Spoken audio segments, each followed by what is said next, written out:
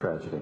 While Vice President Mike Pence railed against ISIS-linked terrorism, a shocking new expose by longtime investigative journalist Alan Nairn has revealed backers of Donald Trump in Indonesia have joined army officers and a vigilante street movement linked to ISIS in an attempt to oust Indonesia's democratically elected president.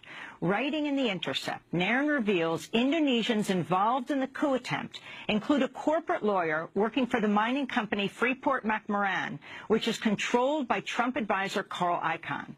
Video has even emerged showing the lawyer at a ceremony where men are swearing allegiance to ISIS. According to Alan Nairn, two of the other most prominent supporters of the coup are close associates of Donald Trump: Fadli Zon, the vice speaker of the Indonesian House of Representatives, and Harry Tano, Trump's primary Indonesian business partner, who's building two Trump resorts, one in Bali and one outside Jakarta. Nairn's article is making with the local Trump people in Indonesia, including his top political backer, the politician Fadli Zon, including his local business partner, Harry Tano, and others have been funding and backing this coup movement. The instrument they have been using is what purports to be a radical Islamist street movement, which has been staging massive demonstrations on the streets of Jakarta, demonstrations drawing out hundreds of thousands, perhaps millions of people. And their hook is what they claimed to be a religious issue, where they're attacking and demanding the death by hanging of the incumbent governor of Jakarta, who happens to be an ethnic Chinese Christian who is currently standing trial for insulting religion, for insulting Islam. Is the number 2 person in the Indonesian Congress. And they tried to censure him for appearing with Donald Trump on the grounds that it was unethical. And as the imam had pointed out, the thing that Trump is famous for in U.S. politics is being a racist and being anti-Islam. And this was especially sharp and ironic because Prabowo and Fadli Zon have used as their main political tactic attacking any of their opponents on the grounds that their opponents are, 1, anti-Islam, not as Islamic as they are, and 2, tools of foreigners. Prabowo, of course, as he had told me in our extensive discussion, himself was the closest partner of U.S. intelligence in Indonesia when he was helping to run the mass murdering Suharto military. He worked for the DIA, the U.S. Defense Intelligence Agency, but in the campaign he was running as a phony nationalist. Are we aware of the Trump connections to the supporters of the coup movement? That's a good question. I don't know. I don't know when this will air, but as we are speaking, as this is being recorded, next week, on a Wednesday, the Jakarta gubernatorial election is due to happen. That's when it will be decided whether the governor, who is the kind of pretext for this street movement, will be voted in or voted out this is April 19th. As governor, yes.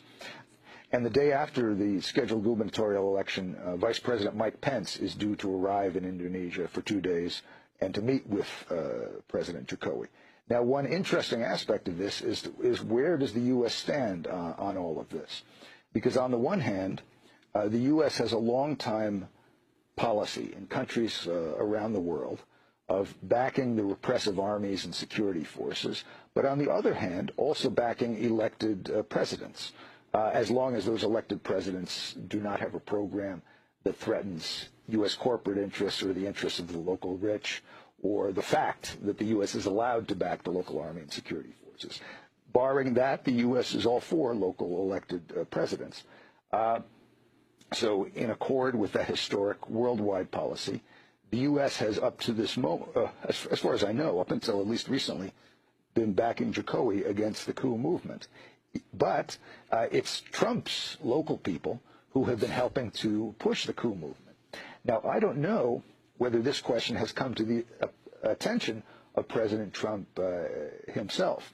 It could come to his attention through his business partner, Harry Tano, through his main Indonesian political partner, Fadli Zon, through his other business partner, Setia Novanto, who's a famously corrupt politician, or it could come to his attention through Carl Icahn, who is close to Trump, is his deregulation advisor from the White House, and who is the controlling shareholder of Freeport-McMoRan, the oil and the mining giant of copper and gold, which has been ravaging West Papua, taking their gold and copper, but which, and this is quite significant, recently has been under challenge from the Jokowi government.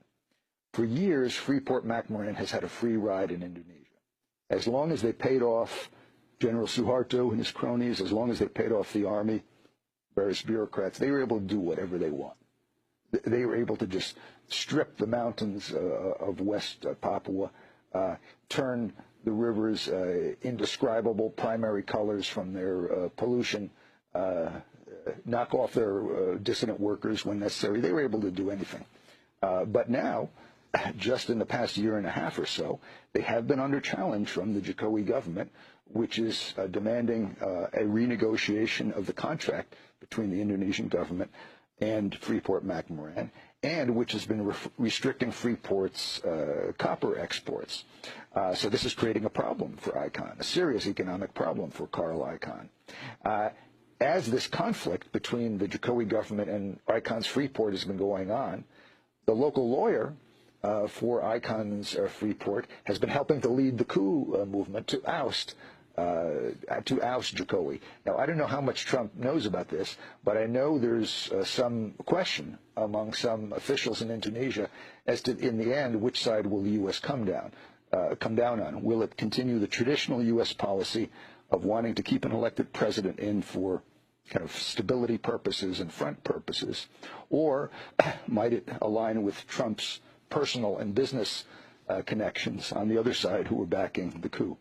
Investigative journalist Nairn will link to his piece at The Intercept. Tune in tomorrow for our coverage of the March for Science in Washington. And on Sunday, I'll be speaking at Princeton University. Special thanks to Sam Alcoff and Mike Burke. I'm Amy Goodman. Thanks for joining us.